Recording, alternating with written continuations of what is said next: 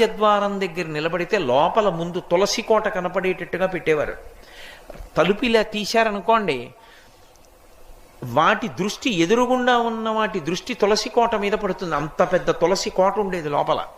ఆ తులసి కోట కానీ ఎదురుగుండా ఉందనుకోండి, మీరు లోపలికి రావాలంటే ముందు తులసి కోట చూస్తే తప్ప ఇంకోటి కనపడదనుకోండి. లోపలికి వచ్చే ముందు ఉగ్రభూత ప్రవేశం ఉండదు. ఆ ఇంట శక్తి నిలబడుతుంది. కారణం ఏమంటే ఆ తులసికి ఉండేటటువంటి శక్తి అటువంటిది. కాబట్టి ఆ తులసి గురించి చెప్తూ ఒక మాట అంటారు. ఆమె కళ్యాణి అని ఆవిడికి పేరు. కళ్యాణి అంటే సమస్త శుభములనిస్తుంది తులసి చెట్టు. అలాగే సమస్త భద్రములనిస్తుంది తులసి చెట్టు. అందుకే ఇప్పటికీ ప్రాణోత్క్రమణం అయిపోతోంది, ఆయనంతా ఆయన తులసి కోట దగ్గరికి వెళ్ళకపోతే కనీసం తులసి నీళ్లు పొయ్యండి అని తులసి నీళ్లు పోస్తారు.